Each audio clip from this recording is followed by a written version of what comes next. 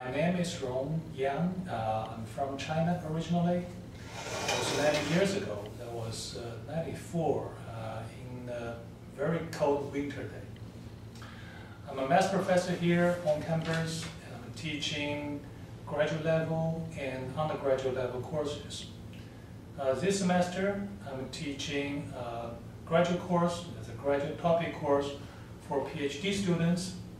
I'm teaching Calc 3 for undergraduate students. What is your native language? Chinese. What made you decide to come to America? Well, I like mathematics. Yeah. And at that time, I know a professor in the United States who later became my advisor.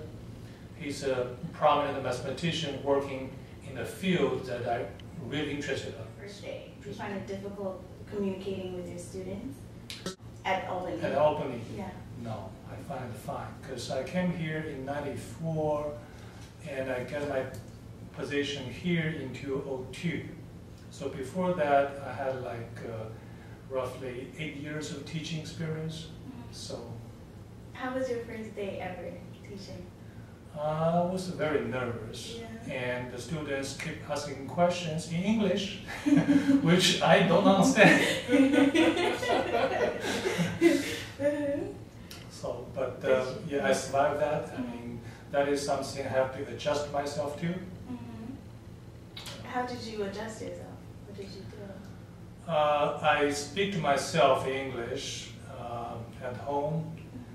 And I pay special attention to the teachers, to my teachers, and see how they were teaching their classes in English, how some sentences were formed, and how they interact with the students. So I guess I learned a lot from my teachers. Yeah. Do you have like a story of a time when students didn't understand and you got frustrated, or like a specific story that stood out in your head? Yes. I remember the first time when I was here in the US, I was at the SUNY at Stony Brook. And my first class is a recitation class, that is to instruct students how to use calculator, the graphing calculator. At that time was a pretty new technology. And of course, I don't know anything about that calculator myself. I've never seen it before. So I remember the day before the class, the professor who is teaching the class gave a manual, which is about like an inch thick. See that? Okay, tomorrow you're going to tell the students how to use this graphing calculator. I said, what? Everything is written in English? Okay, so I went through it carefully, and then apparently unprepared to be there in my first class. The students ask questions, and many of them I don't understand. So what I do best is, please repeat your question, and I reply louder. And in case when they really have a question, I cannot figure out what it means, I just repeat what I said. Magically, in most cases, that worked. So, see? Yeah, but it was frightening in the beginning. And another thing here, I noticed that American students are mature than their counterparts in China. So they expect their teachers to communicate with them, which is a lot of pressure for new teachers. In China, they don't expect teachers?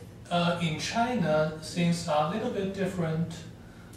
There are interactions, but it's quite different. How do I say it? How do I put it? They sometimes challenge teachers, but teachers are above them, so they have very high respect to them, whatever they said.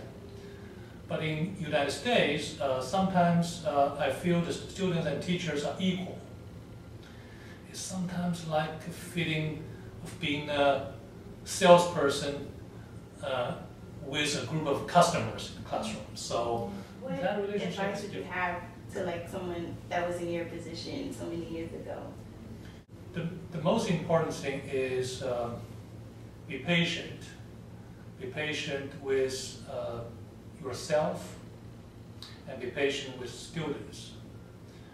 The patience is very important because learning English, especially learning English to instruct, takes a good amount of effort. And sometimes I can get very frustrated when I couldn't convey what I really have in mind.